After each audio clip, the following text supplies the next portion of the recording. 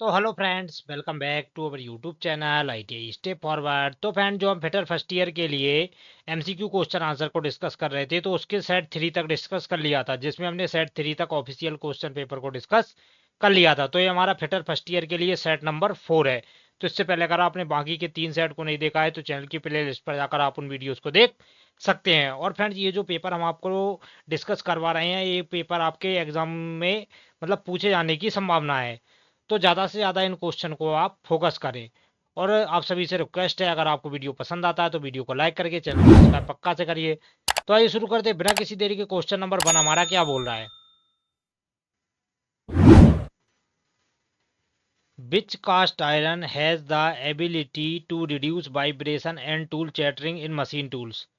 किस cast iron में machine tools में कंपन और टूल चैटरिंग को कम करने की क्षमता होती है? तो कौन सा हमारा कास्ट आयरन रहता है जिसमें मशीन टूल्स के कंपन और टूल चैटरिंग को कम करने की क्षमता रहती है? तो वो रहता है हमारा ग्रे कास्ट आयरन। तो क्वेश्चन 1 का करेक्ट आंसर हो जाएगा option number C, grey cast iron. आगे बढ़ते हैं नेक्स्ट क्वेश्चन की ओर। क्वेश्चन नंबर 2 हमारा क्या बोल रहा है? Which is an integral part of the stock in vernier bevel protractor? Vernier bevel protractor में स्टॉक का एक अभिन्न हिस्सा कौन सा है? तो जो हमारा बर्नियर वेवल प्रोटेक्टर रहता है, तो उसमें जो हमारा स्टॉक रहता है, तो स्टॉक का कौन एक अभिन्न हिस्सा रहता है? तो इसका करेक्ट आंसर हो जाएगा सी, जो बर्नियर वेवल प्रोटेक्टर रहता है, तो उसमें स्टॉक का अभिन्न हिस्सा कौन सा रहता है? तो वो जो हमारा डॉयल रहता है, वो हमारे स्टॉक का अभिन्न हिस्सा रहता है। आगे बढ़ते हैं नेक्स्ट क्वेश्चन की ओर। क्वेश्चन नंबर 3 हमारा क्या बोल रहा है? रेगुलेटर को जोड़ने से पहले सिलेंडर वाल्व सॉकेट को कौन सी प्रक्रिया ब्लो आउट कर देती है?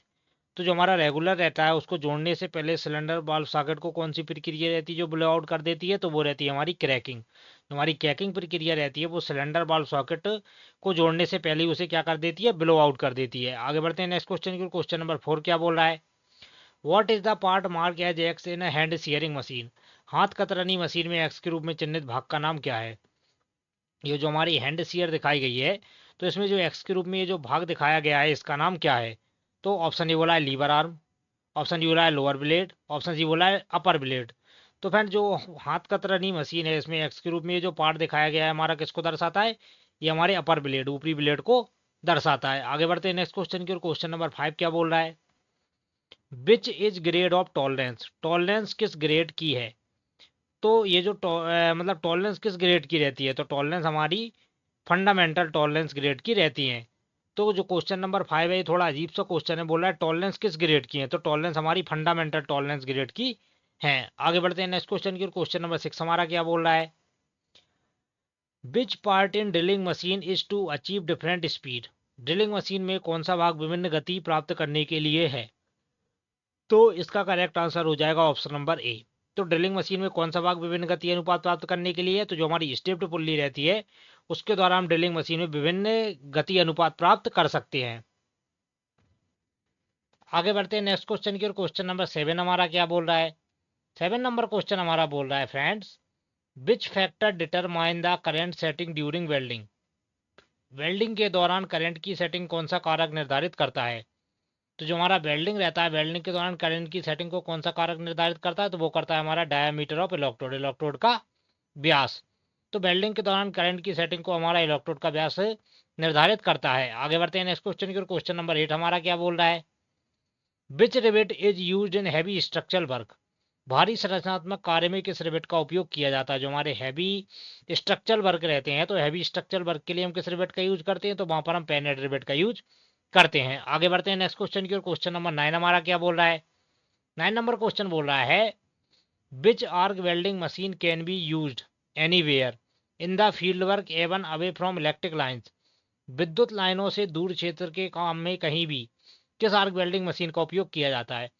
तो विद्युत लाइनों से दूर, जहाँ पर विद्युत वगैरह हमारी उपलब्ध नहीं होती, तो वहां पर हम किस प्रकार की वेल्डिंग मशीन का यूज करेंगे? तो वहां पर हम करेंगे इंजन जनरेटर सेट का। तो क्वेश्चन नंबर 9 का करेक्ट आंसर हो जाएगा ऑप्शन नंबर बी। आगे बढ़ते हैं नेक्स्ट क्वेश्चन की ओर। क्वेश्चन नंबर 10 हमारा क्या बोल रहा है? Which chart is use to record the skill of the operator in practice? व्यवहार में ऑपरेटर के कौशल को रिकॉर्ड करने के लिए किस चार्ट का उपयोग किया जाता है? तो जो हमारा व्यवहार रहता है, व्यवहार में ऑपरेटर के कौशल को रिकॉर्ड करने के लिए हम किस चार्ट का यूज करेंगे? तो वहां पर हम फ्रेंड्स परफॉर्मेंस चार्ट का यूज करेंगे। तो क्वेश्चन 10 का करेक्ट आंसर हो जाएगा ऑप्शन नंबर ए। आगे बढ़ते हैं नेक्स्ट क्वेश्चन की ओर। क्वेश्चन नंबर 11 हमारा क्या बोल रहा है?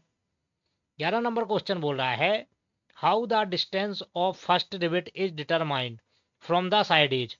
साइड किनारे से पहली रिवेट की दूरी कैसे निर्धारित की जाती है। जो हमारा साइड किनारा रहता है रिवेट का, तो साइड किनारे से रिवेट की दूरी कैसे निर्धारित की जाती है, तो 2 गुणा डाया ऑफ रिवेट, रिवेट के व्यास से।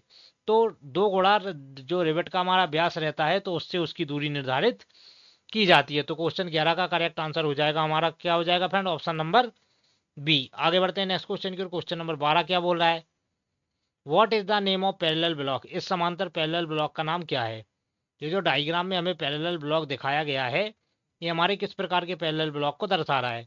तो इसका करेक्ट आंसर हो जाएगा ऑप्शन नंबर ए, एडजस्टेबल पैरेलल ब्लॉक। तो ये हमारे कौन से पैरेलल ब्लॉक को दर्शा रहा है, तो ये हमारे एडजस्टेबल पैरेलल ब्लॉक को दर्शा रहा है। आगे बढ़ते हैं नेक्स्ट क्वेश्चन की। क्वेश्चन नंबर 13 क्या बोल रहा है, 13 नंबर क्वेश्चन बोल रहा है, टूल का कौन सा कोण ग्रुप में फंसने से रोकता है और टूटने का कारण बनता है। तो टूल का हमारा कौन सा कोण रहता है जो ग्रुप में फंसने से रोकता है और टूटने का कारण बनता है, तो वो रहता है हमारा साइड रिलीफ कोण। साइड रिलीफ कोण हमारा कोण में ग्रुप को फंसने से रोकता है और टूटने का कारण बनता है। आगे बढ़ते हैं नेक्स्ट क्वेश्चन की ओर। 14 क्या बोल रहा है, what is the purpose of groover. Groover का उद्देश्य क्या है। जो हमारा सीट मेटल में हैंड ग्रूवर रहता है, तो हैंड ग्रूवर का उद्देश्य क्या रहता है, तो उसका उद्देश्य रहता है क्लोजिंग एंड लॉकिंग द सीम। सीम को क्लोज और लॉक करना ही हमारे ग्रूवर का उद्देश्य रहता है। आगे बढ़ते हैं नेक्स्ट क्वेश्चन की ओर। क्वेश्चन नंबर 15 क्या बोल रहा है, काटने वाली छेनी पर प्रतीक जी द्वारा किस कोण को दर्शाया गया है। तो ये जो छेनी दिख रही है इसमें, ये जो जी द्वारा ये जो कोण दिखाया गया है, तो ये हमारे कौन से कोण को दर्शाता है। तो इसका करेक्ट आंसर हो जाएगा ऑप्शन नंबर सी। ये हमारे कौन से कोण को दर्शा रहा है, तो ये हमारे रेख कोण को दर्शा रहा है। आगे बढ़ते हैं नेक्स्ट क्वेश्चन की ओर। क्वेश्चन नंबर 16 क्या बोल रहा है, 16 नंबर क्वेश्चन हमारा बोल रहा है, 40 mm के ढलवा लोहा राड को टर्न करने के लिए स्पिंडल की गति ज्ञात करें यदि काटने की गति 15 मीटर पर मिनट है। तो इसका करेक्ट आंसर हो जाएगा हमारा ऑप्शन नंबर सी, 119.3 आरपीएम। तो 40 mm के ढलवा लोहा राड को टर्न करने के लिए स्पिंडल की गति क्या रहेगी, वो रहेगी हमारी 119.3 आरपीएम। आगे बढ़ते हैं नेक्स्ट क्वेश्चन की ओर। क्वेश्चन नंबर 17 क्या बोल रहा है, इस टूल का नाम क्या है। ये जो डायग्राम में हमें टूल दिखाया गया है फ्रेंड्स, तो इस टूल का नाम क्या है।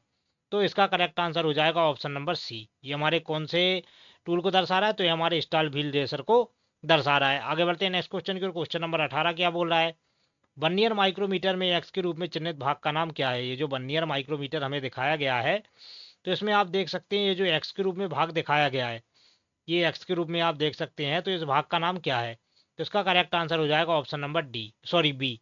ये हमारे किसको दर्शाता है, तो ये हमारे थिम्बल को दर्शाता है। ये आप देख सकते हैं ये हमारा थिम्बल रहता है।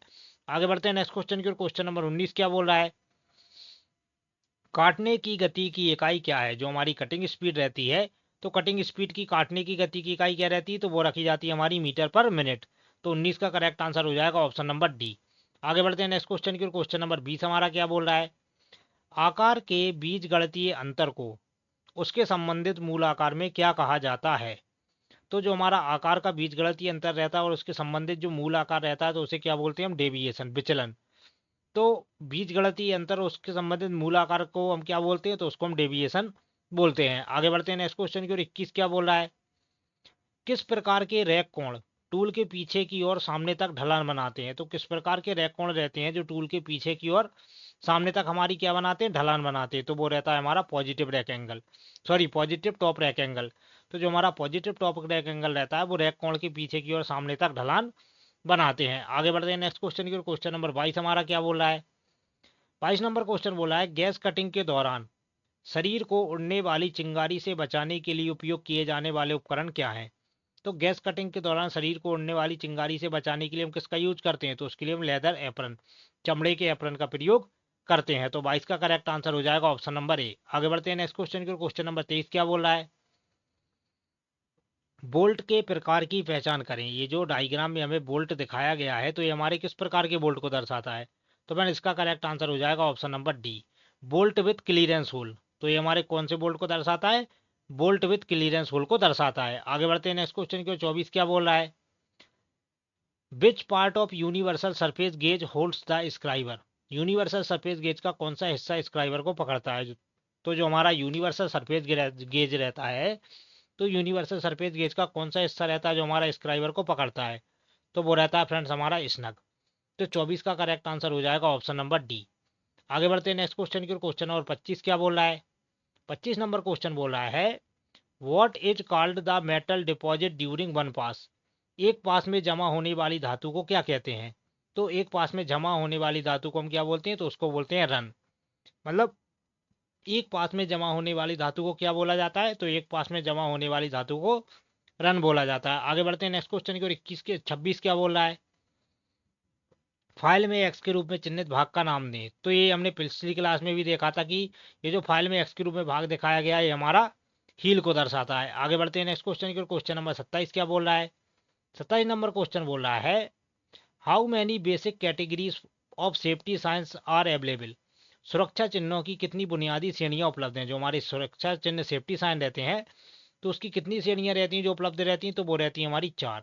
मतलब सेफ्टी साइन हमारे कितने प्रकार के रहते हैं? तो सेफ्टी साइन हमारे 4 प्रकार के रहते हैं। आगे बढ़ते हैं नेक्स्ट क्वेश्चन की ओर। क्वेश्चन नंबर 28 हमारा क्या बोल रहा है फ्रेंड्स? 28 नंबर क्वेश्चन हमारा बोल रहा है, तो क्वेश्चन नंबर 28 हमारा क्या बोल रहा है? What is the name of the element mark as X in the thread. Thread में एक्स के रूप में चिन्हित तत्व का नाम क्या है? ये जो हमारी थ्रेड दिखाई गई है तो ये आप देख सकते हैं फ्रेंड, इसमें ये जो एक्स के रूप में ये दिखाया गया है ये हमारा किसको दर्शाता है? तो इसका करेक्ट आंसर हो जाएगा ऑप्शन नंबर बी। ये हमारा किसको दर्शाता है? तो ये हमारे पिच को दर्शाता है। आगे बढ़ते हैं नेक्स्ट क्वेश्चन की ओर। क्वेश्चन नंबर 29 क्या बोल रहा है? चित्र में दर्शाए गए ड्रिल का दोष क्या है? ये जो डायग्राम में हमें ड्रिल दिखाया गया है ये आप देख सकते हैं। तो इसमें बोल रहा है कि हमारे किस प्रकार के दोष को दर्शाता है? तो इसका करेक्ट आंसर हो जाएगा ऑप्शन नंबर ए, अनइक्वल एंगल, असमान कोण। तो ये जो ड्रिल दोष दिखाया गया है ये हमारे असमान कोण को दर्शाता है। आगे बढ़ते हैं नेक्स्ट क्वेश्चन की ओर। क्वेश्चन नंबर 30 हमारा क्या बोल रहा है? 30 नंबर क्वेश्चन बोल रहा है असेंबली तकनीक की विधि को पहचाने। ये जो असेंबली तकनीक की विधि हमें दर्शाई गई है तो ये हमारी कौन सी विधि को दर्शाता है? तो इसका करेक्ट आंसर हो जाएगा ऑप्शन नंबर सी। ये हमारी कौन सी असेंबली तकनीक को दर्शा रहा है? तो ये हमारी डॉबलिंग तकनीक को दर्शा रहा है। आगे बढ़ते हैं नेक्स्ट क्वेश्चन की ओर। क्वेश्चन नंबर 31 क्या बोल रहा है? 31 नंबर क्वेश्चन बोल रहा है what is the name of gauge shown in the figure. ये जो डायग्राम में हमें ये जो गेज दिखाया गया है ये आप देख सकते हैं फ्रेंड्स, ये हमारे कौन से गेज को दर्शा रहा है? तो फ्रेंड्स ये दर्शा रहा है हमारे ड्रिल एंगल गेज को। तो क्वेश्चन नंबर 31 का करेक्ट आंसर हो जाएगा ऑप्शन नंबर ए। आगे बढ़ते हैं नेक्स्ट क्वेश्चन की ओर। 32 नंबर क्वेश्चन क्या बोल रहा है? 32 नंबर क्वेश्चन बोल रहा है what is the algebraic difference between the actual size and its corresponding basic size. वास्तविक आकार और इसके संबंधित बेसिक साइज के बीच गणितीय अंतर हमारा क्या कहलाता है? तो वो कहलाता है हमारा वास्तविक विचलन, एक्चुअल डेविएशन। तो 32 का करेक्ट आंसर हो जाएगा ऑप्शन नंबर बी। आगे बढ़ते हैं नेक्स्ट क्वेश्चन की ओर। क्वेश्चन नंबर 33 क्या बोल रहा है? चित्र में दिखाए गए एक्स के रूप में चिन्हित भाग का नाम बताइए। ये जो डायग्राम में हमें एक्स के रूप में चिन्हित भाग दिखाया गया है इसका नाम क्या है? तो इसका करेक्ट आंसर हो जाएगा ऑप्शन नंबर बी। ये जो एक्स के रूप में ये जो भाग दिखाया गया है हमारे एनविल को दर्शाता है। आगे बढ़ते हैं नेक्स्ट क्वेश्चन की ओर। क्वेश्चन नंबर 34 क्या बोल रहा है? What is the seam used in sheet metal joint for roofing and panelling. Roofing और पैनलिंग के लिए सीट धातु के जोड़ में किस सीम का उपयोग किया जाता है? तो जो हमारे रूफिंग और पैनलिंग जॉइंट रहते हैं तो उसके लिए हम किस सीट का यूज करते हैं, सॉरी किस सीम का यूज करते हैं? तो उसके लिए करते हैं हम डबल ग्रुप्ड सीम का। तो 34 का करेक्ट आंसर हो जाएगा ऑप्शन नंबर डी। आगे बढ़ते हैं नेक्स्ट क्वेश्चन की ओर। क्वेश्चन नंबर 35 हमारा क्या बोल रहा है? ड्रिल बिट में हेलिक्स कोण किस कोण से निर्धारित होता है? जो हमारा ड्रिल बिट रहता है तो ड्रिल बिट में जो हमारा हेलिक्स कोण रहता है वो किस कोण से निर्धारित होता है? तो हेलिक्स कोण को हम रैक कोण के नाम से भी जानते हैं। तो 35 का करेक्ट आंसर हो जाएगा ऑप्शन नंबर बी। आगे बढ़ते हैं नेक्स्ट क्वेश्चन की ओर। क्वेश्चन नंबर 36 क्या बोल रहा है? टेलीस्कोपिक गेज से क्या नापा जाता है? जो हमारा टेलीस्कोपिक गेज रहता है तो टेलीस्कोपिक गेज से हमारा क्या मापा जाता है? तो इसका करेक्ट आंसर हो जाएगा option number C, size of holes slots and recesses. छिद्र, स्लॉट और रिसेसेस का साइज मापा जाता है किससे? टेलीस्कोपिक गेज से। आगे बढ़ते हैं नेक्स्ट क्वेश्चन की ओर। 37 नंबर क्वेश्चन क्या बोल रहा है? ऑयल ग्रुप्स को काटने के लिए किस छेनी का उपयोग किया जाता है? जो हमारे ऑयल ग्रुप्स वगैरह रहते हैं तो ऑयल ग्रुप्स वगैरह काटने के लिए हम किस छेनी का यूज करेंगे? तो इसका करेक्ट आंसर हो जाएगा option number D, half round nose chisel. तो ऑयल ग्रुप्स वगैरह काटने के लिए हम हाफ राउंड नोज चीजल का यूज करेंगे। आगे बढ़ते हैं नेक्स्ट क्वेश्चन की ओर। क्वेश्चन नंबर 38 क्या बोल रहा है? संयोजन सेट, कॉम्बिनेशन सेट में प्रोटेक्टर हेड की परिशुद्धता एक्यूरेसी क्या है? तो जो हमारा कॉम्बिनेशन सेट रहता है तो कॉम्बिनेशन सेट में जो हमारा प्रोटेक्टर हेड रहता है उसकी जो परिशुद्धता रहती है वो हमारी 1 डिग्री रखी जाती है। अब आ जाता है नेक्स्ट पार्ट फ्रेंड्स हमारा वर्कशॉप कैलकुलेशन एंड साइंस। तो इसका पहला क्वेश्चन देख लेते हैं क्या बोल रहा है? What are the two classifications of system of units. इकाइयों की प्रणाली के दो प्रकार कौन से हैं? जो हमारी इकाइयां रहती हैं, तो इकाइयों की प्रणाली के दो प्रकार कौन से हैं? तो वो रहता है हमारा फंडामेंटल एंड डेरिवेट। मौलिक और व्युत्पन्न हमारे इकाइयों के दो प्रकार हैं। आगे बढ़ते हैं नेक्स्ट क्वेश्चन की। क्वेश्चन नंबर सेकंड क्या बोल रहा है? किसी पदार्थ के द्रव्यमान प्रति इकाई आयतन को क्या कहते हैं? तो कोई भी पदार्थ है, उसके द्रव्यमान प्रति इकाई आयतन को क्या बोलते हैं? तो उसको बोलते हैं हम डेंसिटी, घनत्व। तो किसी पदार्थ के द्रव्यमान प्रति इकाई आयतन को हम उसका घनत्व बोलते हैं। आगे बढ़ते हैं नेक्स्ट क्वेश्चन की। क्वेश्चन नंबर थर्ड क्या बोल रहा है? किसी कंडक्टर में इलेक्ट्रॉन का प्रवाह क्या होता है? तो कोई भी हमारा कंडक्टर है, उसमें अगर इलेक्ट्रॉन का प्रवाह हो रहा है तो वो क्या कहलाता है? हमारा धारा कहलाता है। तो क्वेश्चन थर्ड का करेक्ट आंसर हो जाएगा ऑप्शन नंबर ए। आगे बढ़ते हैं नेक्स्ट क्वेश्चन की। क्वेश्चन नंबर फोर क्या बोल रहा है? 1 इंच में कितने मिलीमीटर होते हैं? जो हमारा 1 इंच रहता है, तो फ्रेंड्स 1 इंच में हमारे कितने मिलीमीटर होते हैं? तो 1 इंच में हमारे 25.4 मिलीमीटर होते हैं। तो क्वेश्चन फोर का करेक्ट आंसर हो जाएगा ऑप्शन नंबर बी।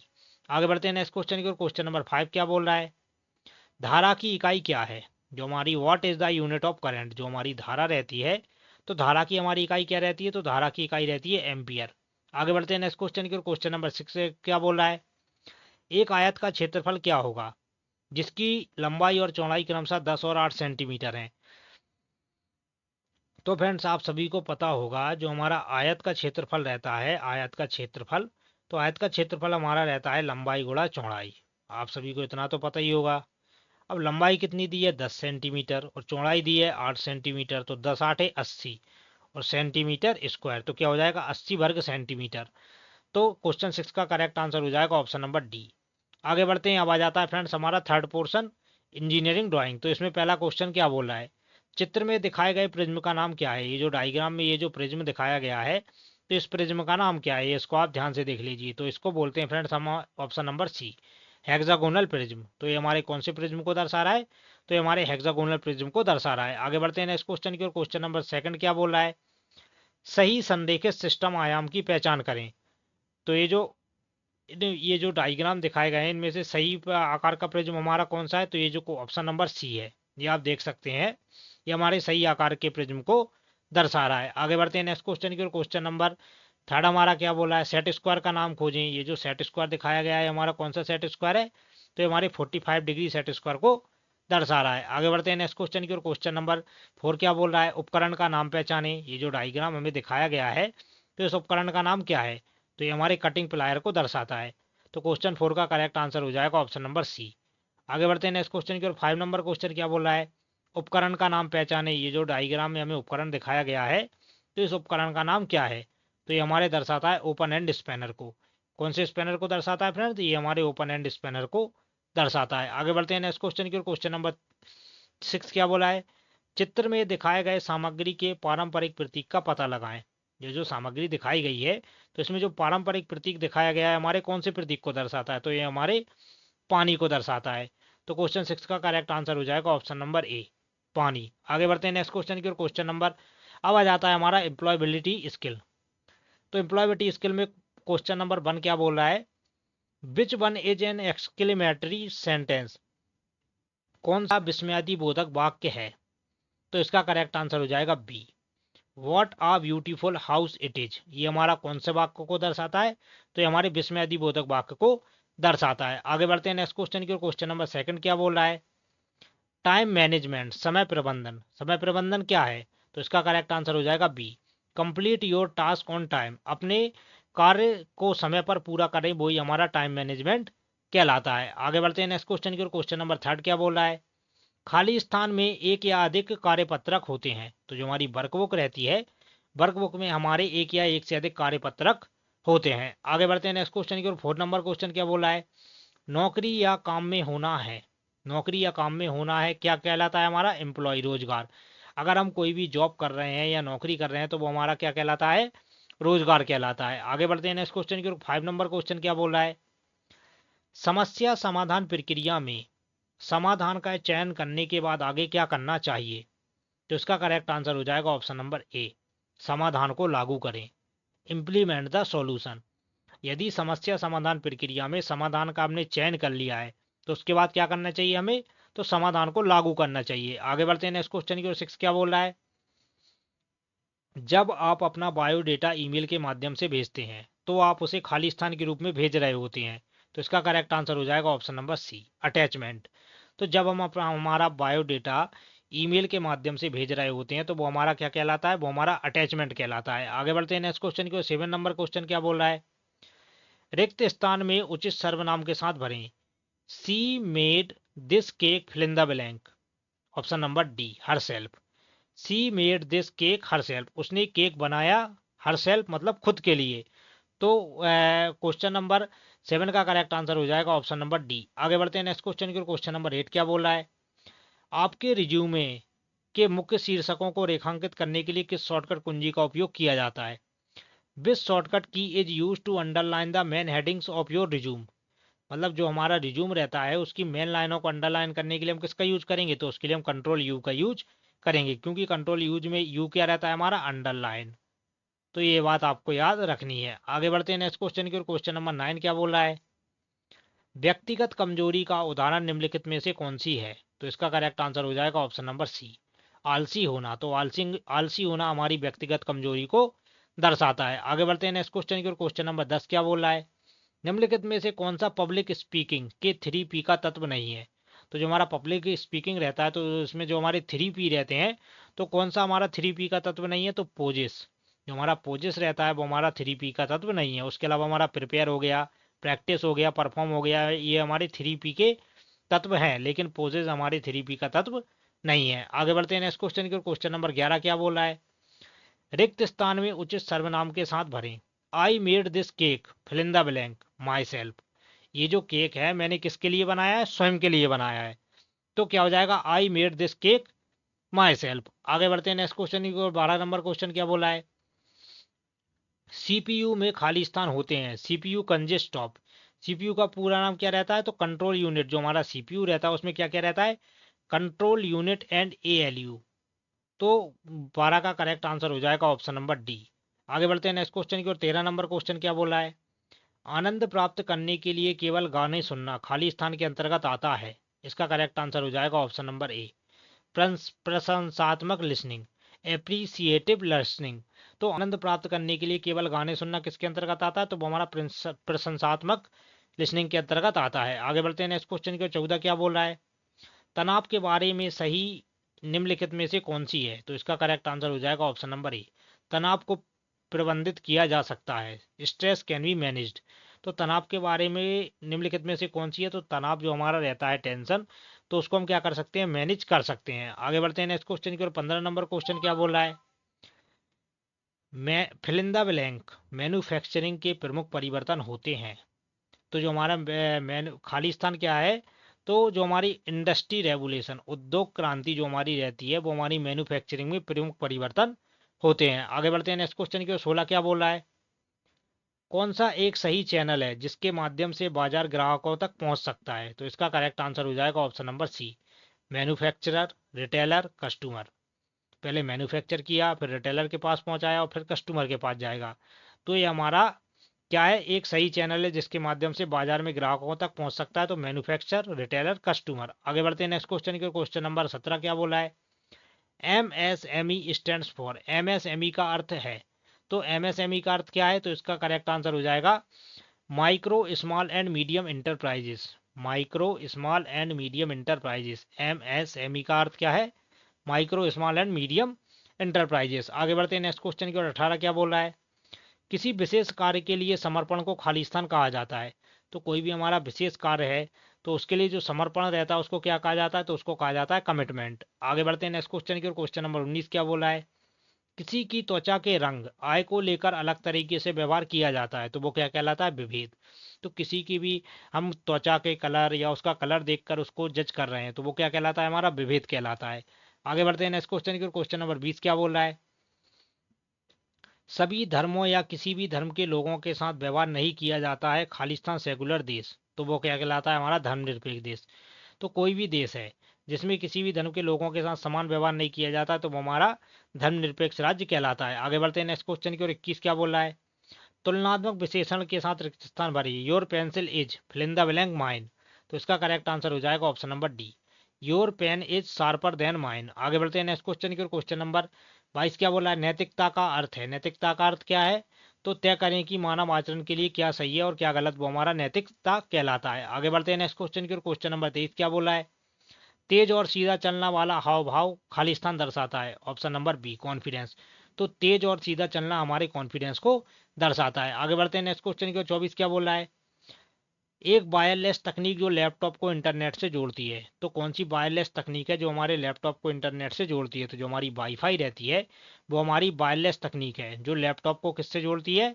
जो हमारे लैपटॉप को इंटरनेट से जोड़ती है। आगे बढ़ते हैं नेक्स्ट क्वेश्चन की ओर, जो कि हमारी वीडियो का लास्ट क्वेश्चन है। क्या बोला है? Are written description of duties and responsibilities to be carried out in a job is called. किसी कार्य में किए जाने वाले कर्तव्यों और जिम्मेदारियों का लिखित विवरण खालिस्तान कहा जाता है? तो वो कहलाता है हमारा जॉब डिस्क्रिप्शन, नौकरी का विवरण। तो फ्रेंड्स ये थे हमारी वीडियो के मतलब 25 और टोटल हमारे 75 क्वेश्चन, और ये जो पेपर है आपके एग्जाम के लिए बहुत ही ज़्यादा हेल्पफुल होने वाला है। तो आप सभी से रिक्वेस्ट है वीडियो को लाइक करके चैनल को सब्सक्राइब पक्का से कर लें। तो मिलते हैं इसके नेक्स्ट पार्ट में, तब तक के लिए जय हिंद।